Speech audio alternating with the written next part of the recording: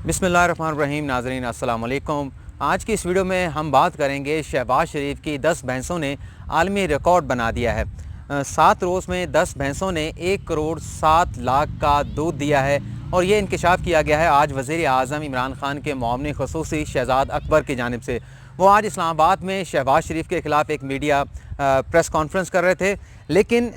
हुकूमत की जानिब से अपोजिशन लीडर के ख़िलाफ़ ये जो प्रेस कॉन्फ्रेंस का जो सिलसिला शुरू हुआ है, इस हवाले से सहाफ़ती हलकों में वफाकी दारुल हुकूमत इस्लामाबाद में क्या अफवाहें गर्दिश कर रही हैं, ये ख़बर भी आपके साथ शेयर करेंगे। और दूसरी जो ख़बर है वो लाहौर हाई कोर्ट से मुतल्लिक़ है कि लाहौर हाई कोर्ट ने एक ऐसा मुजरम जो बच्चों की पोर्न वीडियो बनाने के जुर्म में गिरफ़्तार हुआ था, उसे रिहा कर दिया है। लेकिन इस खबर के हवाले से एक नई डेवलपमेंट सामने आई है, वो भी आपके साथ शेयर करेंगे और आपको ये भी बताएंगे कि चीन ने किस तरह से हमारे अज़ली दुश्मन भारत और सुपर पावर अमेरिका का मुंह बंद किया है, उनकी बोलती बंद की है। ये खबर भी आपके साथ शेयर करेंगे, लेकिन अपनी वीडियो का आगाज़ करेंगे अपनी पहली खबर के साथ। लेकिन उन तमाम नाजरीन से जिन्होंने अभी तक हमारा ये चैनल सब्सक्राइब नहीं किया, उनसे मेरी ये दरख्वास्त होगी कि हमारे इस चैनल को सब्सक्राइब भी करें और बेल आइकॉन का जो बटन है उसे प्रेस भी कर दें, ताकि हमारी हर वीडियो की नोटिफिकेशन आप तक पहुँचती रहे, आपको बर वक्त मिलती रहे। माज़रत ये ज़रूर चाहूँगा कि जिस वक्त आज मैं ये वीडियो बना रहा हूँ मौसम बहुत अच्छा है, लेकिन हवा कुछ तेज़ चल रही है और हो सकता है कि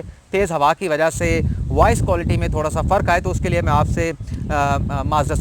पहले ही माज़रत कर लेता हूँ। वीडियो का बाकायदा आगाज़ करते हैं। वज़ीर आज़म इमरान खान के मुआवनी ख़ुसूसी शहज़ाद अकबर ने आज एक प्रेस कॉन्फ्रेंस की अपोजिशन लीडर शहबाज शरीफ के ख़िलाफ़, और उनके साथ मौजूद थे वज़ीर इत्तलात शबली फ़राज, और तकरीबन 1.5 घंटे तक ये मीडिया ब्रीफिंग उनकी जानिब से दी गई। कुछ नए एविडेंस और भी शहबाज शरीफ की मुबैना मनी लॉन्ड्रिंग के हवाले से, करप्शन के हवाले से मीडिया के सामने रखे गए कुछ, और उन्होंने और तस्करे भी किए अपनी ज़ात के हवाले से भी। लेकिन सबसे पहले आपको ये बता देते हैं कि ये जो प्रेस कॉन्फ्रेंसेस का सिलसिला शुरू हुआ है अपोजिशन लीडर शहबाज शरीफ के हवाले से, सहाफ़ती हलकों में ये अफवाहें, ये चहमगोइयाँ चल रही हैं कि हुकूमत चाह रही है कि अपोजिशन लीडर शहबाज शरीफ को दबाव में लाया जाए। क्योंकि आज जब मीडिया ब्रीफिंग हुई है तो उसमें शहज़ाद अकबर की जानिब से ये भी कहा गया है कि फ़ौरी तौर पर जो नाम है शहबाज शरीफ का, ये ECL पर डाला जाना चाहिए कि कहीं वो लंदन ना रवाना हो जाएँ। बल्कि उन्होंने ये भी कहा कि लंदन उन्हें रवाना नहीं होना चाहिए, क्योंकि वहाँ पर कोरोना ज़्यादा शिद्दत के साथ जो है वो अटैक कर रहा है, तबाही फैला रहा है, तो उन्हें पाकिस्तान में ही रहना चाहिए। और नैब से कहा है कि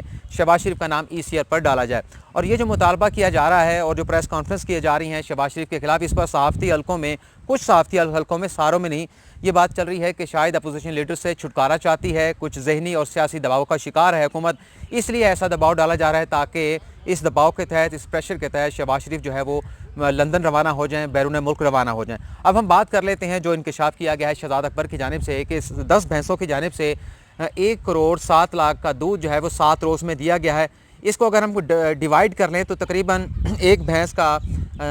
7 रोज़ का दूध बनता है 15 लाख का, और 15 लाख रुपए का दूध को अगर आप मेरे ख्याल से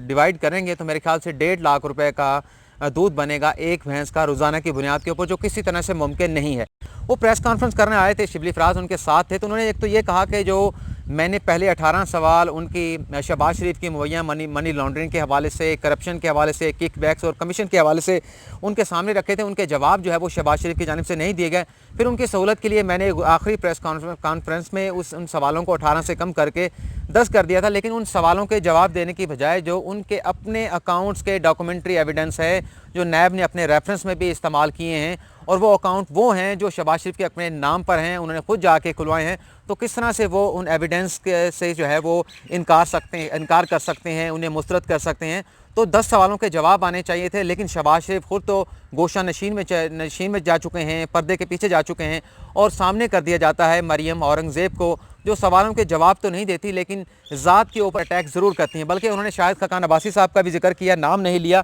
साबिक़ वज़ीर-ए-आज़म का। उन्होंने कहा कि उनकी जानिब से भी कहा गया कि शहज़ाद अकबर है कौन पूछने वाला, इस किस्म के सवाल वो पूछ कैसे सकता है, उसकी अथॉरिटी क्या है। उन्होंने कहा जी मेरी अथॉरिटी, तो शहज़ाद अकबर ने कहा कि जो भी हो, लेकिन सवाल जो हैं वो शवाहिद के हैं, इनके अपने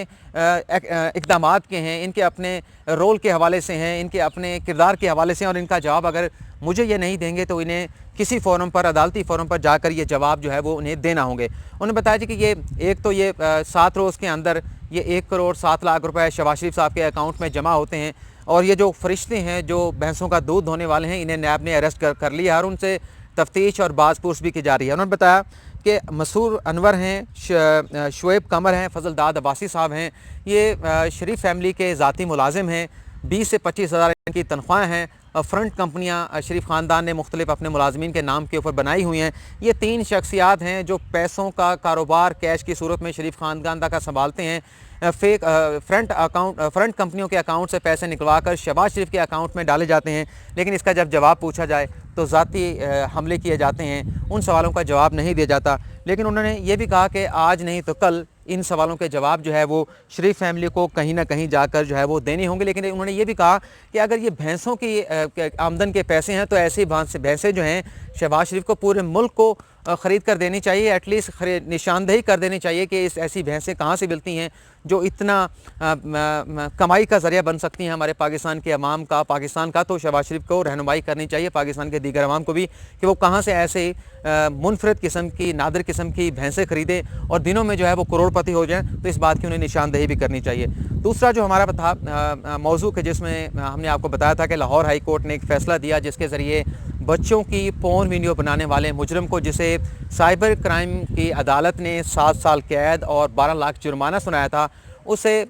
2 लाख के मचलकों के एवज़ रिहा कर दिया। उसमें हुआ यूँ था कि FIA के साइबर क्राइम विंग ने इस मुजरम को, सादित अमीन को पकड़ा था। सरगोदा से ये गिरफ़्तार हुआ था। इंटरनेशनल इसका रैकेट था, बच्चों की पोर्न वीडियो बनाने के जुर्म में ये मुलविस था और इसके खिलाफ चालान बनाकर जब साइबर विंग की अदालत में पेश किया गया, साइबर क्राइम की अदालत में पेश किया गया, तो 7 साल की सज़ा हुई, 12 लाख का जुर्माना हुआ था। इस सज़ा को सादित अमीन की जानिब से लाहौर हाई कोर्ट में चैलेंज किया गया और भी खबरें ये सामने आई कि लाहौर हाई कोर्ट ने 2 लाख के मचलकों के एवज़ ज़र ज़मानत के एवज़ इसको रिहा कर दिया है। लेकिन इसमें नई डेवलपमेंट ये हुई है कि अटॉर्नी जनरल पाकिस्तान की जानिब से एक अलामिया जारी किया गया है जिसमें यह बताया गया कि अटॉर्नी जनरल ऑफिस, ये जो फैसला मुबैना तौर पर सामने आया था, अपनी भरपूर तैयारी कर रहा था कि इस फैसले के खिलाफ सुप्रीम कोर्ट में अपील दायर की जा सके और जो मुजरम रिहा हुआ है, जो इंतहाई एक संगीन जुर्म में मुलविस था, बच्चों की फ़ोन वीडियो बनाता था, उरिया वीडियो बनाता था और फिर इंटरनेशनल मार्केट में, इंटरनेशनल जो रैकेट होता है वहाँ पर फ़रोख्त कर देता था, तो इस फैसले को कलअदम करार देने के लिए अपील तैयार कर रहे थे। लेकिन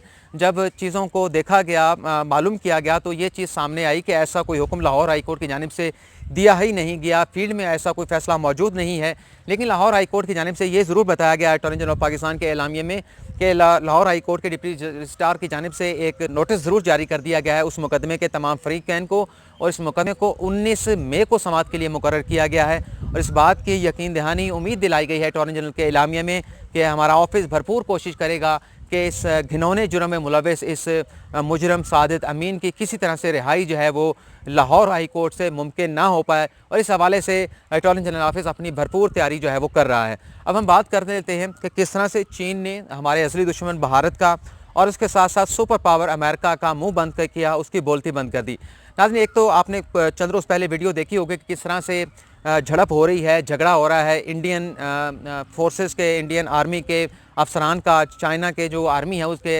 आर्मी के अफसरान के साथ, और वहाँ पर किस तरह से भीगी बिल्ली बने हुए थे जो ये भारतीय फोर्सेस के, भारतीय आर्मी के जो अफसरान हैं, जो निहत्थे कश्मीरियों को निशाना बनाते हैं। LOC के ऊपर जो है वो बिला इश्तियाल फायरिंग की जाती है। मकबूजा कश्मीर के अंदर जो उनके जुल्म सितम की दास्तान है, किसी से जो कि जगह छुपी नहीं है। लेकिन जब उन्होंने सरहदी वहाँ पर खिलाफवर्जी की, चीन की सरहदों की, तो चीनी जो चाइनीज़ जो आर्मी के अफसरान थे उन्होंने उन्हें वहाँ पर रोका और वहाँ पर वो मिन्नतें तरले करते हुए नज़र आए कि हमें यहाँ से जाने दिया जाए, हमें नुकसान ना पहुँचाया जाए। और जो पाकिस्तान ने पिछले दिनों फैसला किया कि दिया मीर भाषा डैम जो है वो तामीर किया जाएगा, 1500 रुपये की लागत से ये 15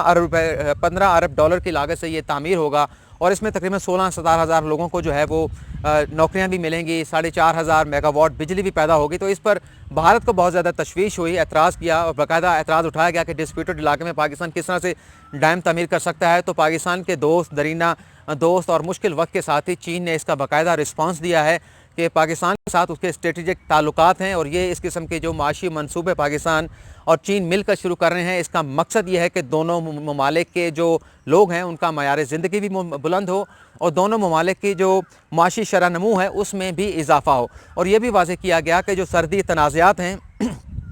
इस पर भारत को किसी किस्म की ऐसी कोई इश्तियाल अंगेज़ी सरहदी इलाकों पर नहीं करनी चाहिए, और अगर की जाएगी भारत की जानिब से सरहदी इलाकों पर इस किस्म की वायलेशन, बिला इश्तियाल जो है वो कोई इक़दाम उठाया जाएगा बिला इश्तियाल फायरिंग का, तो इसका उन्हें नताइज भी भुगतने पड़ेंगे। जहाँ तक अमेरिका को बात है, अमेरिका के हवाले से आपको मालूम है कि जब से ये कोरोना वायरस का मामला सामने आया है और अमेरिका में बहुत ज़्यादा इसने तबाही फैलाई है, तो अमेरिका मुसलसल इल्ज़ाम लगा रहा है चीन के ऊपर कि चीन ने ये वायरस तैयार किया, चीन की लेबॉर्ट्रीज में, चीन के शहर वुहान में यह तैयार किया गया। इन इल्ज़ामात को इंटरनेशनल सतह पर इंटरनेशनल तंजीमों की जानिब से भी मुस्तरद कर दिया गया। 24 ऐसे इल्ज़ामात जो है वो अमेरिका की जानिब से लगाए गए थे, लेकिन अब एक आर्टिकल लिखा गया है चीन की जानिब से, बड़ा कम्प्रीहेंसिव है, जिसमें कोई 11,000 अल्फाज में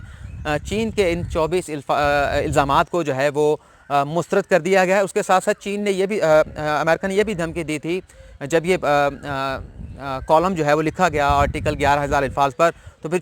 चीन को ये धमकी दे दी गई अमेरिका की जानिब से कि जो तिजारती मुआहिदा दोनों ममालिक के दरमियान है, इस मुआहिदे को जो है वो ख़त्म किया जा सकता है और चीन के साथ अमेरिका किसी सूरत भी जो है वो बात करने के लिए तैयार नहीं है। दूसरी तरफ बड़ी डिप्लोमेटिक किस्म की पॉलिसी जो है वो चीन ने अडॉप्ट कर रखी है। एग्रेसिव पॉलिसी है अमेरिका की, लेकिन बड़े तहम्मुल के साथ, सब्र व तहम्मुल के साथ, फहमो फराज के साथ जो है वो अपने पत्ते जो है वो चीन खेल रहा है। उम्मीद तो यही लग रही है कि एक नया ब्लॉक जो है वो सुपर पावर का बनने के लिए जा रहा है, जिसमें चीन और रशिया जो है वो बड़ा भरपूर किरदार अदा करेंगे। लेकिन चलें देखते हैं, अभी कोरोना वायरस की वबा से तो पूरी दुनिया जो है वो नबर आज़मा है। कब तक इस वबा से पूरी दुनिया को निजात हासिल होती है, हम सब दुआ करेंगे। रमज़ान शरीफ का आखिरी अशरा शुरू हो चुका है, आप भी दुआ करें। और आज की इस वीडियो में आपसे इजाज़त चाहते हैं। अल्लाह हाफ़िज़।